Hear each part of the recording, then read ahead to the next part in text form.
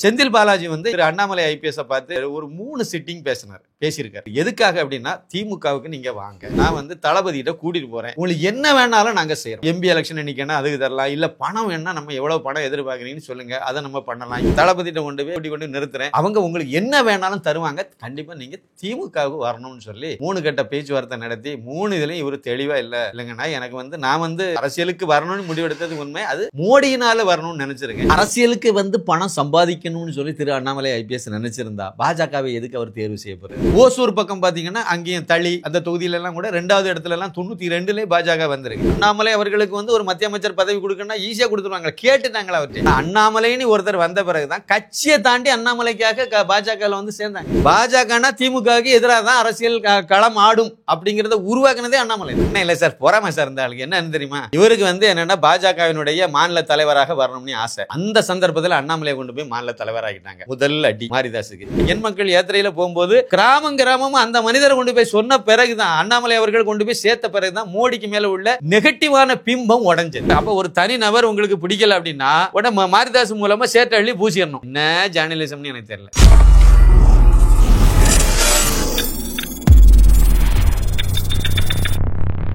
சாமானியன் குரல் தேசியவாதிகளுக்கு எனது பணிவான வணக்கம். அதாவது வந்து 2014 வந்து இந்த நாட்டினுடைய பிரதமராக திரு நரேந்திர மோடி அவர்கள் வரணும் அப்படின்னு சொல்லி ஏங்கின எதிர்பார்த்த பல கோடிக்கணக்கான இதயங்களில் நானும் வருவேன், உங்களை மாதிரியே. அதே மாதிரி 2026 அது 2014 அதிலிருந்து தொடர்ந்து அது நடந்துட்டு இருக்கு. 2026 வரக்கூடிய சட்டமன்ற தேர்தலில் திரு அண்ணாமலை ஐபிஎஸ் அவர்கள் வந்து தமிழகத்தினுடைய முதலமைச்சராக வரணும் அப்படின்னு எதிர்பார்க்குற கோடிக்கணக்கான இதயங்களில் நானும் ஒருத்தன். அவ்வளோதான். மற்றபடி வந்து எனக்கு ஊர் கன்னியாகுமரி, அவங்க திரு அண்ணாமலை ஐபிஎஸ்னுடைய ஊர் வந்து கரூர் தொட்டம்பட்டி ஒரு கிராமம். அதனால் அவருக்கும் எனக்கும் எந்த வகையிலும் தொடர்பு கிடையாது. தொடர்புபடுத்துறது தேசியவாதிங்கிற அடிப்படையில். உங்களை மாதிரியே தான். நீங்கள் எப்படி எதிர்பார்க்குறீங்க, அவரை நேரில் பார்த்துருக்க மாட்டீங்க, பேசி நானாவது இந்த புக்கு வெளியிட்டதில் நேரடியாக பார்க்கவும் முடிஞ்சுது, நேரடியாக பேச முடிஞ்சுது அந்த நேரங்களில். ஆனால் உங்களை மாதிரி இன்னும் பல லட்சக்கணக்கான மக்களுக்கு வந்து கோடிக்கணக்கில் சொல்லலாம் அவருக்கு மேலே பாசம் வச்சுருக்காங்க. ஆனால் அவரை நேரில் பார்க்கணுன்னு ஆசைப்படுறாங்க, பேசணும்னு ஆசைப்படுறாங்க. ஆனால் அவங்களால வந்து பேச முடியலை. என்ன இப்போ நானும் கூட பேச முடியாது, பேச முடியலை. அதாவது தொல்லை கொடுக்கல, நம்மளும் வந்து ஒதுங்கி பேசாமல் போயிட்டே இருக்கோம். அவருக்கு என்ன நம்பர் வச்சுருக்காருன்னு கூட, இப்போ என்ன நம்பர் வச்சுருக்காருன்னு கூட நம்ம அதை ஆசைப்படல. அது கேட்டால் கிடைக்கும் தான், ஆனால் நம்ம அந்த இதுக்கு போகலை. அது தேவையில்லாத வேலை அப்படின்னு சொல்லி நம்ம அந்த பக்கம் போகலை. ஆனால் வந்து நேரில் போனால் பார்க்கலாம், கமலாலயத்துக்கு போனால் பார்க்கலாம். இது வந்து எனக்கு நல்ல இது உண்டு.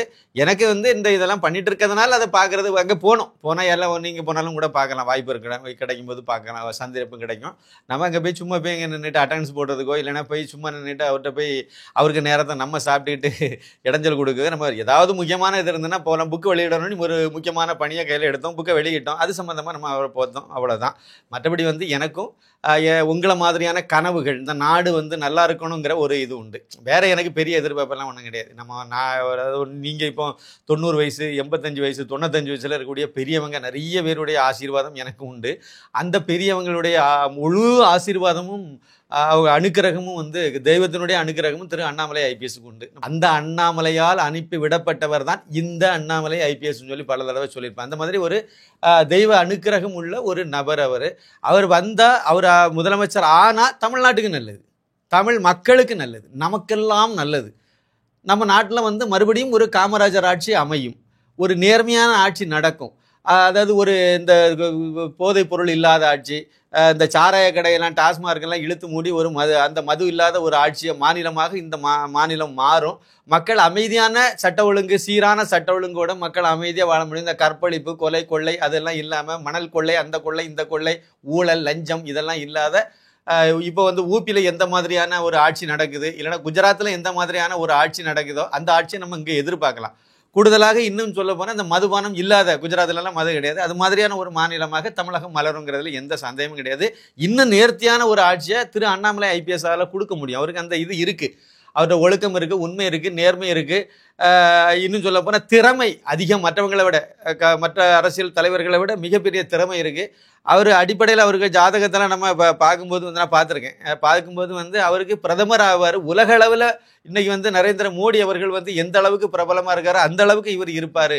இப்படியெல்லாம் வந்து ஒரு பெரிய எதிர்பார்ப்பு நமக்கு இருக்குது. அது உண்மையும் கூட. இவர் வந்து சம்பாதிக்கணும்னு நினச்சிருந்தா, எனக்கு தெரிஞ்ச விஷயத்த நான் சொல்கிறேன், சம்பாதிக்கணும், நம்ம வந்து பல 1000 கோடியை நம்ம சம்பாதிக்கணுங்கிறத அவருக்கு கனவாக இருந்திருந்ததுன்னா, அந்த ஒரு 9.5 வருஷம் வந்து கர்நாடகத்தில் வந்து வேலை பார்த்தாரு பாருங்க. அதாவது அதாவது டிஎஸ்பி, அப்புறம் எஸ்பிங்கிறது மாவட்ட காவல்துறை கண்காணிப்பாளர். மாவட்டத்தினுடைய சட்ட ஒழுங்கே இவரு கண்ட்ரோலில் வந்துடும். அப்போவே அவர் வந்து பெரிய அதிகாரி ஆகிட்டார். அப்புறம் வந்து அசிஸ்டன்ட் கமிஷனர், அப்புறம் Bangalore city south deputy commissioner, இந்த பொசிஷன்லாம் வரும்போது முதலமைச்சருக்கே நேரடியாக தொடர்பில் வரக்கூடிய பதவிகள் வரும்போது வந்து இன்னும் அவருக்கு நிறைய அப்ரோச் எல்லாம் வேற பண்ணாங்க. அதனால் அந்த நேரத்தில் அவர் வந்து பல தாதாக்கள் கூட வந்து டைஅப் பண்ணிட்டு, பல சாராய மாஃபியா கூட டைஅப் பண்ணிட்டு அவர் பல கோடிகளை அங்கே வந்து அவர் சம்பாதிச்சிருக்கலாம். அந்த மாதிரி அவர் எதுவுமே பண்ணாமல் இருந்ததுனால தான் இன்னைக்கு வந்து இந்த திமுக காங்கிரஸ் களவாணிகள் வந்து அவருக்கு மேலே எந்த சேர்த்தையும் வாங்கி வாரி பூச முடியலை. போய் தொலாவுனாங்க கர்நாடகத்தில். போய் அவருக்கு ஏதாவது ஒரு செக்ஸுவல் ரிலேட்டடான ஒரு ஆதாரம் கிடைக்குமா, ஏதாவது பண்ணியிருக்காரா அப்படிலாம் பார்க்கும்போது அவர் கிளீன் ஹேண்ட். அவர்கிட்ட எந்த இதுவும் இல்லைன்னு தான் அவருக்கு அவங்க கிடைச்சி. அதனால தான் இவங்க வந்து ஆட்டுக்குட்டின்னு சொல்லி அவரை வந்து இழிவுபடுத்த ஆரம்பித்தாங்க. அதுக்கு முன்னாடி ஒரு முன்கதை ஒன்று, எனக்கு தெரிஞ்ச ஒரு விஷயத்த நான் உங்களுக்கு சொல்லணும். பாஜகவுக்கு வரணும், அதாவது அரசியலுக்கு வரணும், பதவியை விட்டாச்சு. திருப்பி வந்து அவர் வந்து கரூரில் வந்து அவர் வந்து விவசாயம் பண்ணிட்டு இன்னும் வந்து சில அமைப்புகள் அறக்கட்டளை எல்லாம் ஏற்படுத்தி மாணவர்களுக்காக ஒவ்வொரு கல்லூரிகள்லையும் போய் பேசி அவங்கள வந்து ஊக்கப்படுத்தி உற்சாகப்படுத்தி அந்த தன்னம்பிக்கை ஏற்படுத்தி இதெல்லாம் பண்ணிட்டு இருந்தார் பார்த்தீங்களா. அந்த காலகட்டத்துக்கு பிறகு வந்து அவர் அரசியலுக்கு வரணும்னு ஒரு முடிவெடுத்த போது அவர் பாஜகவாக வரணும்னு முடிவெடுத்தாருன்னு எல்லாம் சொல்லுவாங்க பார்த்தீங்களா. அதுக்கு இடையில இன்னொரு சம்பவம் நடந்துச்சு. என்ன அப்படின்னா, செந்தில் பாலாஜி இருக்கார்ல, இன்றைய அமைச்சர் இருக்கார்ல, அவர் வந்து என்ன பண்ணார்னா, அவங்க வந்து எல்லாரும் ஒரே சொந்தக்காரங்க, பங்காளிகள் அப்படி வச்சுடுங்க. எனக்கு நல்லா தெரியாது பங்காளிகள். இவங்க ஜோதிமணி கூட அவங்களுடைய பங்காளி லிஸ்ட்டில் தான் வராங்க, அங்கே இருக்காங்க. இன்னும் நிறைய சில விஷயங்கள் எனக்கு தெரியும். அதில் வந்து அந்த செந்தில் பாலாஜி வந்து இவர் திரு அண்ணாமலை ஐபிஎஸை பார்த்து ஒரு 3 சிட்டிங் பேசியிருக்கார். 3 தடவை தனியாக சந்தித்து தனி ரூமில் உட்காந்து பேசுகிறேன். எதுக்காக அப்படின்னா, திமுகவுக்கு நீங்கள் வாங்க, திமுகவுக்கு நீங்கள் வந்தீங்க அப்படின்னா உங்களுக்கு நான் அப்போ வந்து அவங்க எதிர்க்கட்சி தான். நான் வந்து அவர் சொன்ன வார்த்தை, செந்தில் பாலாஜி சொன்ன வார்த்தை, நான் வந்து தளபதியிட்ட கூட்டிகிட்டு போகிறேன், உங்களுக்கு என்ன வேணாலும் நாங்கள் செய்கிறோம். உங்களுக்கு வந்து எம்பி ஆகணும் அப்படின்னா நம்ம வந்து எம்பி எலெக்ஷனில் போட்டியிடலாம். எம்பி எலெக்ஷன் 2019 எம்பி எலெக்ஷன் முன்னாடி நடந்த பேச்சுவார்த்தை இது. எம்பி எலெக்ஷன் நிற்கணும், அதுக்கு தரலாம். இல்லை பணம் வேணால் நம்ம எவ்வளோ பணம் எதிர்பார்க்குறீங்கன்னு சொல்லுங்கள், அதை நம்ம பண்ணலாம். இல்லை என்னமோ அடுத்து வரக்கூடிய சட்டமன்ற தேர்தலில் திமுக தான் ஆட்சி பிடிக்க போகுது, அதில் உங்களுக்கு அமைச்சர் அந்த மாதிரி வேணும்னா அது வந்து என்ன அமைச்சர் வேணும்னு சொல்லுங்கள், உங்களுக்கு தகுதிக்கு நீங்கள் எதிர்பார்க்கிறத நாங்கள் கொடுக்கறதுக்கு நான் உங்ககிட்ட கூட்டிகிட்டு போய் தளபதிகிட்ட, அவர் சொன்ன வார்த்தை, தளபதிகிட்ட கூட்டி கொண்டு நிறுத்துகிறேன், அவங்க உங்களுக்கு என்ன வேணாலும் தருவாங்க, கண்டிப்பாக நீங்கள் திமுகவுக்கு வரணும்னு சொல்லி 3 கட்ட பேச்சுவார்த்தை நடத்தி 3 இதுலையும் இவர் தெளிவாக இல்லைங்கண்ணா, எனக்கு வந்து நான் வந்து அரசியலுக்கு வரணும்னு முடிவெடுத்தது உண்மை, அது மோடியினால் வரணும்னு நினச்சிருக்கேன். அதனால் திரு அண்ணாமலை ஐபிஎஸ் வந்து மோடிக்காக, பாஜக நேர்மையான ஒரு கட்சி இந்த நாட்டில் இருக்குது, அதை வந்து அவரே ஆட்சியெல்லாம் பார்த்துருக்காரு, கர்நாடகத்துலேயும் பார்த்துருக்காரு, திமுக காங்கிரஸ் ஆட்சியும் பார்த்துருக்காரு, 2 ஆட்சியுமே அங்கே நேரடியாகவே பார்த்துட்டாரு. தமிழ்நாட்டுக்காரங்கிறனால தமிழ்நாட்டில் நடந்த ஆட்சிகளையும் பார்த்துட்டாரு. அவர் ஏன் ஐஏஎஸ் ஆகலை அப்படிங்கிறதுலையும் ஒரு பாயிண்ட் அதில் இருக்கும்.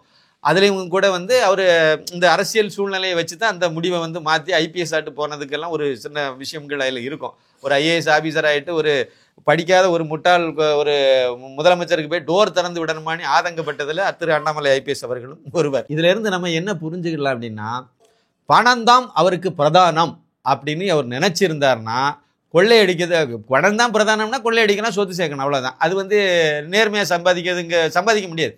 நேர்மையான வாழ்றதுக்கு தேவையான சம்பாதிக்கலாமே முடிய 100 கோடி 500 கோடி 1000 கோடின்னு சம்பாதிக்கணும். சில தொழில்களில் வேணா சம்பாதிக்கலாம், அப்போ அந்த தொழிலை பண்ணணும். இல்லை அரசியலில் வந்து நீங்கள் பணம் சம்பாதிக்கணும்னு நினச்சா கொள்ளையடிக்கணும். அரசியலுக்கு வந்து பணம் சம்பாதிக்கணும்னு சொல்லி திரு அண்ணாமலை ஐபிஎஸ் நினச்சிருந்தா பாஜகவை எதுக்கு அவர் தேர்வு செய்ய போகிறாரு?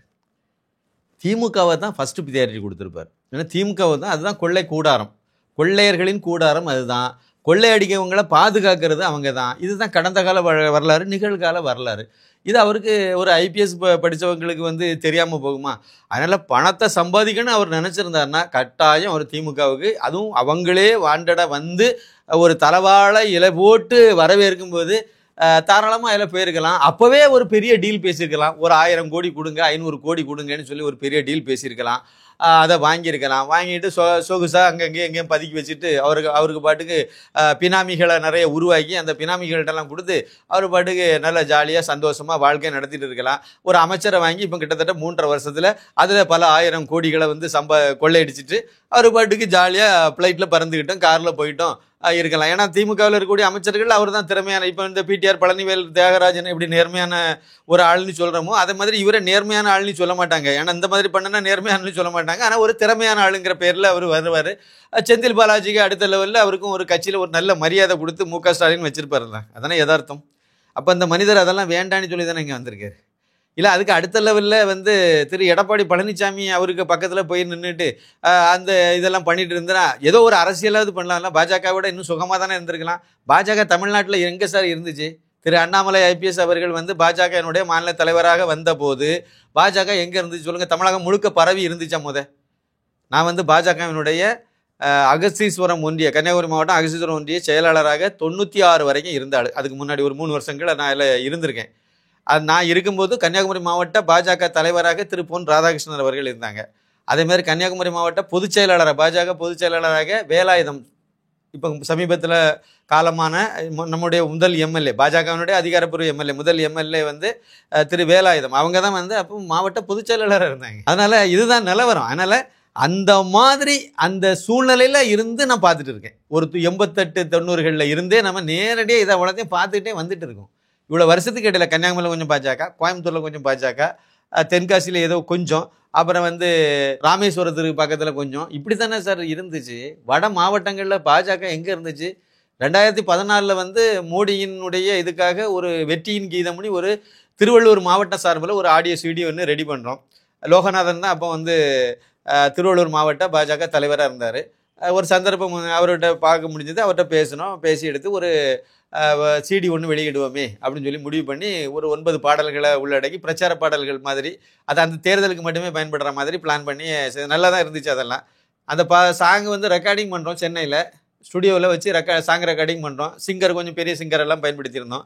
அவங்களெல்லாம் வச்சு பாடல் பதிவு பண்ணுறோம். பதிவு பண்ணும்போது சவுண்ட் இன்ஜினியர் குமார் அப்படின்னு எனக்கு ரொம்ப நெருக்கமான ஒரு நண்பர். அவர் வட தமிழகத்தை சேர்ந்தவர். அவர் வந்து என்கிட்ட ஒரு கேள்வி கேட்டார். சார் பாஜக எங்கே சார் இருக்குது அப்படின்னாரு. கேட்டார்.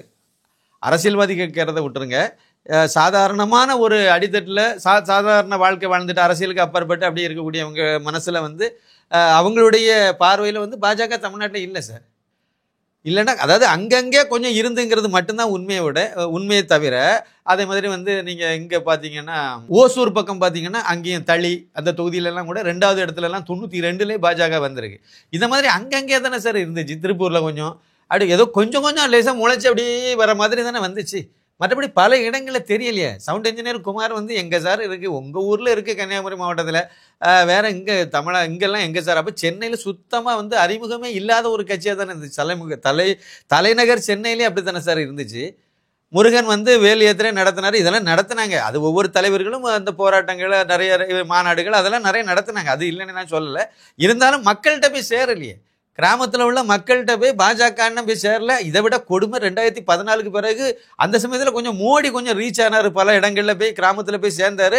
அப்படியே அவர் ஆஹா இது அப்படியே விஸ்வரூபம் எடுத்துச்சுன்னா தமிழ்நாட்டில் அந்த திராவிடியா கட்சிகளுக்கு வந்து பெரிய ஒரு நெருக்கடி உருவன்னு ஆயிடும்னு சொல்லி முடிவு பண்ணாங்க. திமுக தரப்புலேருந்து கரெக்டாக களமாடினாங்க. மோடி அப்படியே வில்லனாக கட்டமைச்சிட்டாங்களே. அந்த சமயத்தில் யார் முதல்ல பாஜகனுடைய தலைவர்னு நினைக்கிறீங்க? தமிழிசை சவுந்தரராஜன் அவர்கள் 5.5 வருஷம் இருந்தாங்க. 5.5 வருஷத்தில் பாஜகவுக்கு தமிழ்நாட்டில் கொல்லி வச்சு விட்டாங்களே. கொஞ்சோல வளர்ற மாதிரி வந்ததையும் கெடுத்து குட்டிச்சோரை ஒன்றும் இல்லாமல் பண்ணிட்டு போயிட்டாங்களே. உண்மையான விஷயத்தை நான் சொல்லிட்டு இருக்கேன். அதுக்கு பிறகு எல்முருகன் வந்து அவருக்கு என்ன முடியுமோ அதை பண்ணினார். அவர் வந்து ஒரு வேல் யாத்திரைன்னு ஒன்று நடத்தினார். இருந்தாலும் பாஜக தமிழகம் முழுக்க போய் சேரலை. மோடி வில்லனாகத்தான் இங்கே கட்டமைச்சு வச்சுருந்தாங்க. அப்படி தான் இருந்த நிலவரம் அப்படி தான் இருந்துச்சு. அண்ணாமலை ஐபிஎஸ் வந்து பாஜகனுடைய மாநில தலைவராக வந்தபோது இருந்த நிலவரம் இதுதானே.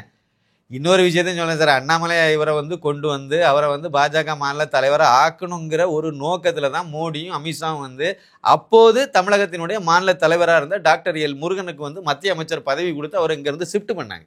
ஏன்னா ஒருவருக்கு ஒரு பதவி தான் பாஜகவில். அவர் வந்து மாநில தலைவராக அவர் 3 வருஷம் அவர்களுடைய பதவி குறைந்தபட்சம். அப்புறம் அதை எக்ஸ்டெண்ட் பண்ணாமல் இருந்தால் அது பிரச்சனை கிடையாது. ஆனால் 3 வருஷம் பதவியில் நீங்கள் இடையில 1 வருஷம் 1.5 வருஷத்துலேயே அவரை வந்து மாற்றினீங்கன்னா, அவர் ஒரு பட்டியலின சமுதாயத்தை சேர்ந்தவர் வேறு. அப்போ அவரை போய் நீங்கள் மாற்றினீங்கன்னா, தமிழகத்தில் ஏற்கனவே வந்து எப்படி பிரச்சாரம் பண்ணி வச்சுருக்காங்க, பாஜகன்னு அது பிராமணம் கட்சின்னு சொல்லிட்டு இருக்காங்க. இந்த லட்சணத்தில் நீங்கள் அவரை கொண்டு போய் மாற்றினீங்கன்னா அதுவே பாஜகவுக்கு எதிராக போயிடும். ஆனால் அண்ணாமலை அவர்களை கொண்டு பயன்படுத்தணும், அவரை வந்து ஒரு மாநில தலைவரை வைக்கணும், கட்சியை வளர்க்கணும்னு நினைக்கிறாரு மோடியும் அமித்ஷாவும். அதனால அதுக்கு இடம் கொடுக்கறதுக்கு இவருக்கு மத்திய அமைச்சர் ப்ரொமோஷன் ஆகிட்டார். அதனால அது வந்து பிரச்சனை இல்லை. அவர் வந்து அவருக்கு கௌரவமாக போயிட்டார். இங்கே வந்து இவருக்கு வந்து மாநில தலைவராக கொடுத்தாங்க. இதுதானே இவருக்கு வந்து அண்ணாமலை அவர்களுக்கு வந்து ஒரு மத்திய அமைச்சர் பதவி கொடுக்கணும்னா ஈஸியாக கொடுத்துருவாங்க. கேட்டுட்டாங்களா அவர்கிட்ட? எனக்கு தெரிஞ்சு கேட்டிருக்காங்க. நீங்கள் மத்திய அமைச்சராக இருக்க பாருங்களான்னு கேட்டிருக்காங்க.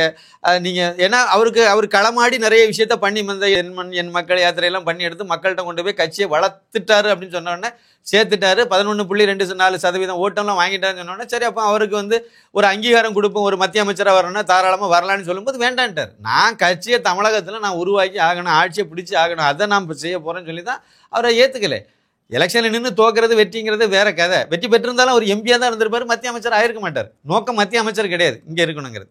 எதுக்கு நான் இவ்வளோ விஷயங்கள்லாம் பேசிட்டு வரேன்னா, இது எனக்கு தெரிஞ்ச சில விஷயம். அன்னையிலிருந்து இன்னைக்கு வரைக்கும் பாஜக முன்னாள் அந்த இதில் பொறுப்பிலே இருந்த ஒரு ஆள். அதுபோல தான் மாலை மலர் பத்திரிகையிலே வந்து நான் ஜாயின் பண்ணேன். 96 ஆகஸ்ட் மாதம் 25ஆம் தேதி வந்து மதுரை மாலை மலர் நான் ஜாயின் பண்ணேன். அதுலேருந்து 2005 வரைக்கும் நான் அந்த நிறுவனத்தில் வேலை பார்த்தேன். கட்சிக்கு எனக்கு எந்த சம்மந்தமும் கிடையாது. ஏன்னா நம்ம வந்து இதில் வேலை பார்க்க ஒரு நிறுவனத்தில் வேலை பார்க்கும்போது கட்சியிலலாம் நிறுவனத்தில் அரசியல் இல்லை நிறுவனத்தில் வேலை பார்க்கும்போதே கட்சியில் வந்து நம்ம பெருசாக ஈடுபடக்கூடாதுன்னு சொல்லிட்டு நான் வந்து எதுலேயுமே ஈடுபட்டதும் கிடையாது. இப்போவுமே நான் ஈடுபடலை, எந்த பொறுப்பும் கிடையாது, ஒன்றும் கிடையாது. ஆனால் இந்த நாடு நல்லா இருக்கணும், நம்ம மக்கள் நல்லா இருக்கணும், அடுத்த தலைமுறை மது போதை இதுக்கெல்லாம் அப்பாற்பட்டு ஒரு ஒழுக்கமான தலைமுறையாக வாழணும், நல்லா இருக்கணும்னு நினச்சா கண்டிப்பாக நீங்கள் அண்ணாமலையை தான் முதலமைச்சர் ஆக்கணும் அப்படிங்கிறது தான் என்னுடைய பார்வை. எப்படி வந்து மோடி வந்து பிரதமராக அவரை பிரதமர் வேட்பாளராக அறிவிக்கிறதுக்கு முன்னாடி அவருக்கு நிறைய எதிர்ப்புகள் இருந்துச்சு. மூத்த தலைவர் தான் லால் கிருஷ்ண அத்வானி அவர்கள். எங்களால் எல்லாராலையும் நிறைய பேரால் அவரை ஹீரோவாக தான் நாங்கள் பார்த்தோம். அவர் நமக்கெல்லாம் ஒரு பெரிய ஹீரோவாக தான் இருந்தார் 90கள்லாம். அந்த ரத யாத்திரை வீரன் அவர், இதெல்லாம் சரிதான். ஆனால் அவரே வந்து மோடிக்கு எதிராக மனநிலையில் அப்படி ஒரு சூழ்நிலை வரும்போது நமக்கு அது கொஞ்சம் நெருடலாக போச்சுது. அப்போ அந்த இடத்துல மோடியா அத்வானியான்னு பார்க்கும்போது நீங்கள் அத்வானியை வந்து நீங்கள் கொஞ்சம் ஓரமாக இருங்க, மோடிக்கு வழி விடுங்கன்னு தான் நம்ம எல்லாரும் எதிர்பார்த்தோம். அதே மாதிரி தான் வழி விட்டார், கடைசியில் வழி விட்டுட்டாருன்னு வச்சுட்டுங்களேன்.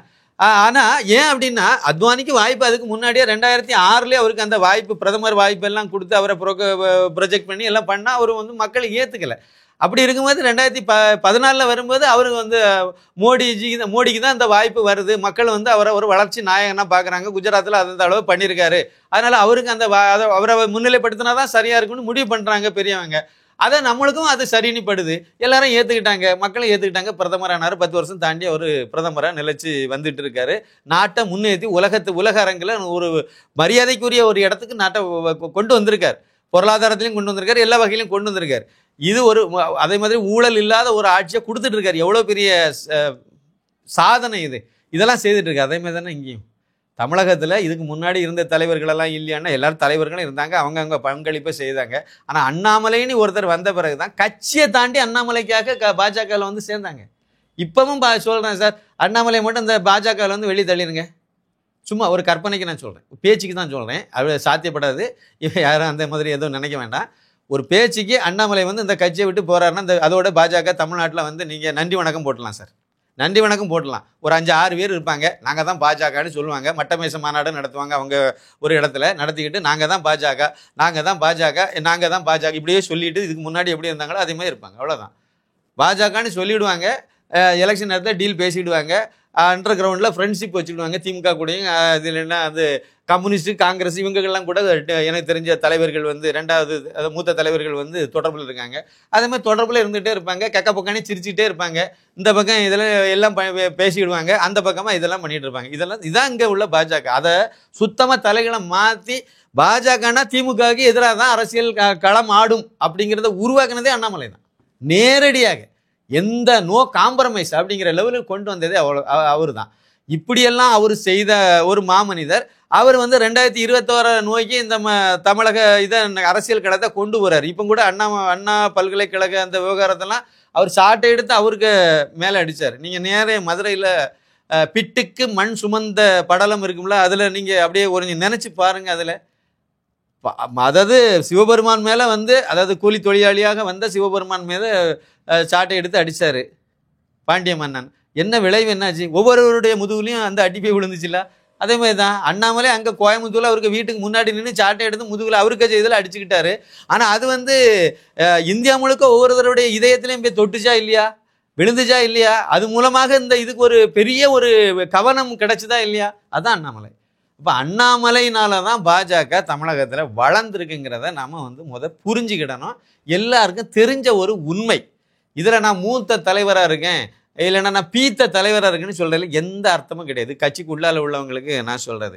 திரு இலா கணேசன், மரியாதைக்குரிய ஒரு நபர், அவர் சமீபத்தில் போன வாரம் ஒரு வாரத்துக்கு உள்ளால இருக்கும், ஒரு ப்ரெஸ்ஸில் இருந்து அவர்கிட்ட ஒரு கேள்வி கேட்குறாங்க. அண்ணாமலை இப்படி சாட்டை எடுத்து அவரை அடிச்சுக்கிட்டாரு அப்படின்னு சொல்லிட்டு அவரை வந்து கேட்குறாங்க.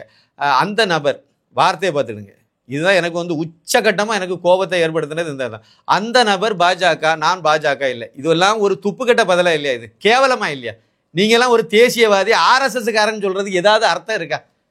ரொம்ப ரொம்ப ரொம்ப இது வந்து கீழ்த்தரமான ஒரு அரசியல்னு நான் பார்க்குறேன். உங்களால் முடியலை, நீங்களும் பாஜக தமிழகத்தில் தலைவராக இருந்தெல்லாம் வந்து எல்லாம் குப்பை கொட்டிட்டீங்க. பொதுச் செயலாளரெல்லாம், அமைப்பு பொதுச் செயலாளர்லாம் இருந்து அப்புறம் தலைவராக இருந்து எல்லாம் பண்ணினீங்க. அகிசுவரத்தில் 96 தேர்தல் நினைக்கிறேன், 91 இருக்கும் இல்லை 6 இருக்கும். இந்த தேர்தல்களில் அவர் வந்து அவருக்கு மைக் அனௌன்ஸ் பண்ணதே நான் தான். இதெல்லாம் ஆனால் அவருக்கு என்ன நல்லா தெரியாது, அது வேற கதை இருந்துட்டு போட்டு. இந்த மாதிரியெல்லாம் வந்து நீங்கள் களமாடிருக்கீங்க. என்னத்தை நீங்கள் கொண்டு வந்து சாதிச்சிங்க? இன்றைக்கி உங்களை தாண்டி ஒரு உங்களுடைய குட்டி ஒன்று 16 அடி பாஞ்சு போகும்போது சந்தோஷப்படுவீங்களா, காலை பிடிச்சி இழுத்து விடுவீங்களா? நிறைய பாஜக மூத்த தலைவர்களுடைய மனநிலை இப்படி தான் இருக்குது. இதே மாதிரி தான் இருக்குது. ஒருத்தர் நம்மளால் முடியலை, நம்மளால் முடிஞ்ச வரைக்கும் செய்தோம். ஆனால் நம்மளை விட தம்பி 16 அடியில் 36 அடியில் அதை தாண்டி 300 அடி வேகத்தில் போயிட்டு இருக்காரு. அப்போ அந்த மாதிரி போகும்போது நம்ம கூட சேர்ந்து நம்மளும் வந்து அவருக்கு நம்மளுடைய அனுபவங்கள் எல்லாம் கொடுத்து அவரை இன்னும் கொஞ்சம் பூஸ்ட் பண்ணி இன்னும் கொஞ்சம் உற்சாகப்படுத்தக்கூடிய இடத்துல இருக்கக்கூடியவங்கெல்லாம் அவரை காலை இழுத்து விடக்கூடிய வேலையில் நிறைய பேர் இருக்காங்க, மூத்த தலைவர்கள். அது பட்டியல் வேண்டாம். இது வந்து எனக்கு வருத்தமாக இருந்துச்சு, அதனால இடையில அந்த இதை நான் சொன்னேன் இலா கணேசன் அவர்களை பற்றி. அதான் இந்த மாதிரி திருந்தணும், இவங்கெல்லாம் திருந்தணும், இல்லைன்னா திருந்தலைன்னா இவங்கெல்லாம் திருத்தப்படுவாங்க, ஓரமாக உட்கார்ந்துருப்பாங்க. வேறு அத்வானிக்கே அதான் நிலவரம்னா இவங்களுக்கெல்லாம் ஏமாத்திரம். வெளிப்படையாக சொல்கிறேன் சார், எனக்கு எந்த தயவு தாட்சியம்னு தேவையில்லை. வெளிப்படையாக என்னுடைய மனசில் பட்டதை சொல்கிறேன், இதான் நிலவரம். விஷயத்துக்கு வரேன். இப்போது அண்ணாமலையை வந்து முதலமைச்சர் ஆக்கணும்னு சொல்லி முடிவு பண்ணி மக்கள் எல்லாம் ஒரே அணியில் திரண்டு நிற்கும்போது ஒரு தங்க ஊசி மாரிதாஸ் அவருக்கு மட்டும் வைத்தறிச்சல் வருது அப்படின்னு சொல்லி ஏதாவது காரணம் கிடைக்காதான்னு தேடுறாரு. அப்படின்னா இந்த மனிதரை நீங்கள் எப்படி எடுத்துடுவீங்க? அவர் வந்து தங்க ஊசி தான். அவர் வந்து நிறைய இதெல்லாம் வந்து விழிப்புணர்வு ஏற்படுத்துறதுக்கு நிறைய பண்ணார், விழிப்புணர்வு ஏற்படுத்தினார். ஆனாலும் ராமசாமி இருக்கார்ல, அவரை விட ஒன்றும் பெரிய ஆளுன்னு நம்ம எடுத்துக்க முடியாது. ஏன்னா அவர் வாழ்ந்த காலம், அவர் செய்த செயல்கள் வந்து அளப்பரியது. அதை நம்ம நினைவில் வச்சுக்கணும். இவருக்கு காலத்தில், இந்த காலத்தில் அதுக்கு பிறகு கொஞ்சம் மாற்றம் வந்த நேரத்தில் இவருக்கு பங்களிப்பு நம்ம நிராகரிக்க முடியாது. மாரிதாசனுடைய பங்களிப்பு தேசத்துக்காக, தேசியத்துக்காக பங்களிப்பு நிராகரிக்க முடியாது, அதில் சந்தேகமே கிடையாது. எல்லாம் செய்துட்டு நீங்கள் நல்ல வடை பாயாசம் அது இது எல்லாம் வச்சுட்டு கொஞ்சோல ஒரு 2 துளி விஷத்தையும் கலந்து விட்டுட்டீங்கன்னா முடிச்சு போச்சே. மொத்தமாக செய்தது நாசமாக இல்லையா? நீ எல்லாம் பண்ணி களத்துக்கு நான் இவ்வளோ களமாடினேன் அதை தானே பண்ணுன்னு சொல்லிட்டு அண்ணாமலைக்கு மேலே வன்மத்தை விதைச்சிங்கன்னா அதுக்கு இது என்னது? நான் ரொம்ப யோக்கியம் நேர்மையானவன். அப்போ நீங்கள் சொல்லுங்கள் சார், நீங்கள் நல்லா யோக்கியம் அது இதெல்லாம் சொல்கிறீங்களா? தமிழக பாஜகனுடைய மூத்த தலைவர்களெல்லாம் இப்படி ஒரு இளைய தலைவர் வரும்போது அவருக்கு எதிராக யார் என்னெல்லாம் பண்ணாங்கன்னு ஒரு கதையை உங்களுக்கு தெரியாதா? அப்படியே கொஞ்சம் பேசுங்களேன். அதை பேச வேண்டியது தானே. யாரையாவது பேசியிருக்கீங்களா? இந்த மாதிரிலாம் பண்ணக்கூடாதுங்க, கட்சி இப்படி தான் இருக்கணும் வைக்கணும்னு சொல்லி ஏதாவது பேசியிருக்கீங்களா? ஒன்றும் இல்லை சார், பொறாமை சார். இந்த ஆளுக்கு என்னன்னு தெரியுமா? இவருக்கு வந்து என்னென்னா பாஜகவினுடைய மாநில தலைவராக வரணும்னு ஆசை. அந்த சந்தர்ப்பத்தில் அண்ணாமலையை கொண்டு போய் மாநில தலைவராகிட்டாங்க. முதல் அடி மாரிதாஸுக்கு. சரி, அடுத்து வந்து எனக்கு அப்பவும் மாரிதாஸை கூப்பிட்டு பேச்சுவார்த்தைலாம் நடத்தி உங்களுக்கு என்ன மாதிரி கௌரவமான இது வேணும்னு கேட்கும்போது அவரை வந்து எம்பி ஆக்கலான்னு பார்த்தாங்க. அவருக்கு வேறு ஏதாவது இல்லை எம்பி எலெக்ஷனில் நிற்க வைக்கலான்னு பார்த்தாங்க. இல்லை எம்எல்ஏ எலெக்ஷனில் நிற்கிறீங்களா? இல்லை வேண்டான்ட்டாங்க. அப்படி நிறைய விஷயங்களெல்லாம் பேச்சுவார்த்தைலாம் நடந்து அது எதுவுமே வரல. அவர் என்னன்னா இந்த தமிழகத்தை 2ஆ பிரித்து தென் மாவட்டங்கள் எல்லாம் பிரித்து தென் மண்டலம்னு ஒன்று ஆக்கி அதுக்கு என்ன தலைவராக்குங்க. அதில் நான் யாரும் எதுவும் கேட்கக்கூடாது, முழுக்க நான் தான் வந்து அதில் முடிவெடுப்பேன், எல்லாம் பண்ணுவேன். இது எப்படி பாஜகவில் எப்படி இருக்கும்? இப்போ தனி மாநிலமாக்கணும், அது சாத்தியப்படாதுல்ல. ஒரு தலைவரை தான் வைக்க முடியும், அதுதான் பைலவாக இருக்குது, அதுதான் சட்டத்திட்டங்களாக இருக்குது பாஜகன்னு சொல்லும்போது மாரிதாசை ஒரு தலைவராகவும் இன்னொரு ஆளை ஒரு அண்ணாமலையை ஒரு தலைவராக எப்படி வைக்க முடியும்? சான்ஸ் இல்லை, வாய்ப்பு இல்லை. அப்போ மாநிலம் 2 மாநிலமாக இருந்தால் என்ன பண்ணலாம்? மதுரைக்கு அந்த பக்கம் ஒரு மாநிலம், இந்த பக்கம் ஒரு மாநிலம் இருக்குன்னா அங்கே ஒரு தலைவர் இங்கே ஒரு தலைவர் வரலாம், அதானே முறை. அப்போ வந்து அதில் அமைப்பு ரீதியாவது 2ஆ பிரிக்கணும்னு சொல்லி அவர் எதிர்பார்த்தார். அதுக்கு வாய்ப்பு இல்லை அப்படின்னு சொன்ன உடனே, ஏன்னா சரியாக இருக்காது அது. அப்போ அது இல்லைன்னு சொன்ன உடனே அந்த உடனே அப்படியே அப்போவே ஆரம்பித்தாச்சு. அதுக்கு பிறகு வந்து அவருக்கு எதிர்பார்த்த இது கிடைக்கல. சரி, அதனால வந்து சந்தர்ப்பம் கிடைக்கும் போதெல்லாம் அண்ணாமலை அவர்களை மட்டம் தட்டுறதையே இந்த ஆள் ஒரு பொழைப்பாகவே வச்சுருக்கான். உண்மையா இல்லையா? நீங்கள் பார்த்துட்டு இருக்கவங்க எல்லாரும் என்னை விட நீங்கள் மாரிதாஸ் அதிகமாக கவனிச்சிருப்பீங்க. எல்லாருமே நானும் கவனிச்சுட்டு தானே இருக்கோம். உண்மையா இல்லையா சொல்லுங்கள்? எதுக்கு இந்த வன்மம், எதுக்கு இந்த வயிற்றெரிச்சல்? என்னால் முடியாது சார், நான் வந்து அந்த மாதிரி ஒரு பெரிய இதை வரணும்னு ஆசைப்பட்டு வந்தேன். என்னால் நடக்க முடியும் நான் நினைச்செல்லாம் பண்ணல. இந்த மாதிரி வரணும்னு ஆசைப்பட்டேன். அந்த ஆசை வந்து 2014 திரு நரேந்திர மோடி அவர்களால் இந்தியாவில் நடக்கும்போது, அதுவும் இன்னும் சொல்ல போனீங்கன்னா வாஜ்பாய் வரும்போது தொடர்ந்து நம்ம பாஜக ஆட்சி தான் இனிமேல் இருக்க போது, இந்த நாடு எங்கேயோ போக போகுதுன்னு கனவு கண்டுட்டு இருந்தோம். 2006 புஷ்ன்னு அவர் தோல்வி, இந்த பாஜக ஆட்சியை விட்டு போயிட்டு அப்புறப்படுத்திட்டாங்க. அதுக்கு பிறகு 2011 ஏதாவது சந்தர்ப்பம் ஒரு மணி பார்த்தோம், வாய்ப்பே இல்லாமல் போச்சுது. நம்பிக்கை இழந்து போச்சு எனக்குலாம். இனிமே இந்த நாடு வந்து மீண்டு வர்றது வந்து வாய்ப்பே இல்லை. ஏன்னா அதுக்கெல்லாம் இவங்க ஸ்பெக்ட்ரம் ஊழல், அந்த ஊழல், இந்த ஊழல், ஏகப்பட்ட ஊழல், தினசரி ஒரு ஊழலில் போயிட்டு இருக்கு. இங்கே இவங்கெல்லாம் வந்து எதை பற்றியும் கவலைப்படாமல் போயிடுறாங்க. என்ன இது சி அப்படிங்கிற மாதிரி ஆகி போச்சுது. என் நம்பிக்கை இழந்து போச்சு சார். அந்த நேரத்தில் தான் அந்த 2014 வந்து எதிர்பாராத திருப்பமாக நமக்கெல்லாம் ஒரு சக்கரை பொங்கல் கொடுத்த மாதிரி திரு நரேந்திர மோடி அவர்கள் வந்து பிரதமர் ஆனார். ஒரு பெரிய ஆறுதல் கிடைச்சது. அதே மாதிரி தமிழகத்துக்கு விடிவு காலமே இல்லை என்னமே, இது இந்த தமிழகம் இப்படி தான் நாசமாக தான் போயிட்டே இருக்கும் அந்த மாதிரி நினைக்கும் போது தான் திரு அண்ணாமலை ஐபிஎஸ் வந்து நிற்கிறார். அவரை கொண்டு போய் முன்னிலைப்படுத்துறாங்க. எவ்வளோ பெரிய விஷயம். அவர் வந்து அவருக்கு எவ்வளவோ ஆப்ஷன்கள் இருந்தப்போ தான் நான் ஒரு பெரிய கதையை அதனால தான் சொல்லிட்டு இருந்தேன். அது இருந்தப்போ அதெல்லாம் விட்டுக்கிட்டு அவர் பாஜகவை தேர்வு பண்ணி வந்திருக்காருன்னா நல்லது செய்யணும்னு நினச்சி வரார். நீங்கள் அவர் நல்லது செய்தவருக்கு நீங்கள் உறுதுணையாக நிற்காட்டாலும் பரவாயில்ல, அமைதியாக இருக்கலாம்ல, அவருக்கு இடைஞ்சல் கொடுக்காம இருக்கலாம்ல, அவருக்கு கெடுதல் பண்ணாமல் இருக்கலாம்ல.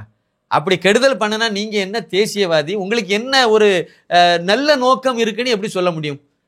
நீங்கள் வந்து உங்களுடைய சுயநலம் தான் பிரதானம்னு நினைக்கிறீங்களா இல்லையா? அந்த இடத்துல தங்க ஊசி தான், அதனால எடுத்து கண்ணில் குத்திக்க முடியுமா? மாரிதாஸ் அப்படி தானே இருக்காரு, அப்படி தானே செய்துட்டு இருக்காரு. 2024 பாராளுமன்ற தேர்தல், அதுக்கு முன்னாடி ஒரு நடைபயணம் போறாரு. கிராமப்புறங்களில் பாஜகன்னா தெரியாமல் இருக்கு. மோடியை வில்லனா கட்டமைச்சு வச்சுவிட்டாங்க.